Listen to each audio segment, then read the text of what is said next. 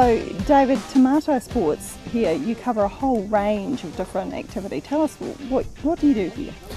Well, Tomato Motorsports is a collective of clubs that represents pretty much anything to do with motorsport that isn't a four-wheel drive. When we were developing the concept for this park, we worked out that there was synergies between some groups, and other groups really were not that compatible, and so the slower type of four-wheel drives, they were allocated their own area, and Tomato Motorsport was allocated this area here, which is a fantastic 360 hectare block, which is exclusively and dedicated to all kinds of motorsport, everything from remote control cars to jet sprinting, rally cars, off-road racing. There's plans here for drag racing and a speedway oval. So pretty much anything you can think of that's to do with fast cars, we're going to do it here at Tomato Motorsport. Okay, so how has the TECT all-terrain park how's it working for you? Now it's really working very, very well. We first got involved in it in about the year 2000, when the idea was just a dream, and since then we've been working with councils and with park management, council staff, and obviously the clubs that are interested in participating here. We've got 7 member clubs at the moment, and now that the place is actually starting to be used, it's the realisation of a dream. It's just a fantastic place to come and spend a weekend. Most weekends there's something happening up here. Whether it's a working bee or whether it's an event, there's usually something going on up here most weekends. Now, what are your future plans? Well, right now we're working on the sort of master plan. We're working with Opus International Consultants on the design and feasibility study of an international drag strip, which is actually going to be located just over here to our right. And that's kind of an underpinning development for the park, because it's 1 kilometre long, 200 metres wide, and so wherever that goes pretty much decides where everything else goes. Plans for a burnout pad and a drift facility as part of that development.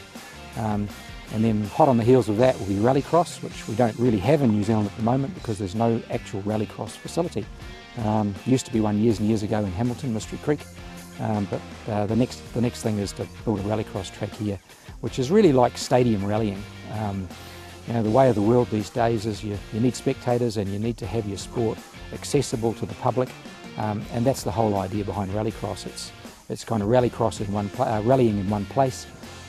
So that's the next plan. After that there'll be a speedway oval, and integrated with all of those developments is the whole concept about driver training and involving young people and youth. This car park that we're standing on right now, we use that for driver training, for motor carners and autocrosses, which is really for youth skill development. And it gets used 4, 5, 6 times a year, just for those sorts of things. So it's great to be able to have a place that we can come and do that, because honestly to try and do it in town now is next to impossible. You just cannot find a place where someone will let you go and you can teach young people how to drive. So it's fantastic. Fantastic to hear, really, because there's a lot of youth out there that just really need a place to go. Absolutely, and we recognised that 10 years ago. The so-called boy racer problem, it's not new or unique. It's been in existence for as long as there have been motor cars. There's been young people doing skids in them, for want of a better word. And as our population base has increased, there really isn't anywhere for them to go. They just get forced out of town onto those country roads, and they get in trouble with the locals. So here we are, we've got a place for them to come and play and learn to actually partake in the sport properly, safely, and add value to the community and the whole project.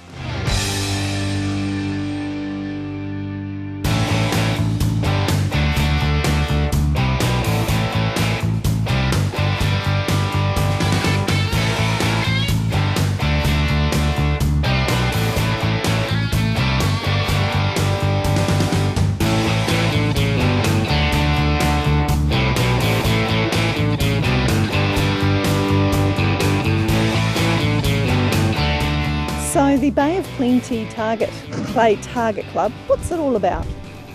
Well, clay target shooting in New Zealand is an up and growing sport. It's in all centres of the country, and one of the things that we sponsor and help out are the schoolboys. And this is part of the reason why we joined with 2 clubs together. The Tauranga and the Mount clubs have joined together, and we've formed this big complex. We've formed the Bay of Plenty Clay Target. So we've had a lot of work to do here. As you can see, the weather has been really bad.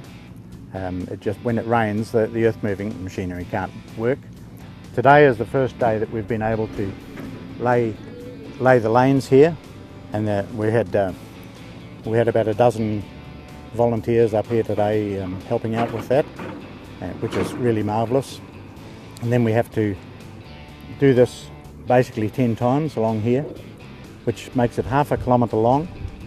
And we've got fencing along this side here, and we have to fence the whole lot, which is 1.5 more kilometres of fencing that you can't even see. That is to stop people from coming in. How valuable is that going to be to the club? Oh, look, it just means that instead of shifting all the time, every time you shift costs you a lot of money. So it is important that it is really magic, you know, that we've got this facility here to grow. And we know that the money we're spending, probably $500,000 to get it up and running, we know that it's not going to be wasted. How much land have you got, and what are your plans? The area we've got here is 500 metres square, which is half a kilometre square. I'm not too sure what that is in hectares. And we've got the same amount, which will take us up to international standard then. This was the vision of the park right at the beginning. Not to think of the club, to think of the international. And once you have got international standards, what does that mean? What will that enable you to do? To hold international shoots. It is our intention to try and get the North Island shoots, and you have to be up and running before you can actually apply for these. It does take quite a bit of time. You've got to have all the ground certified and safety and things like that, and everything has got to be perfect.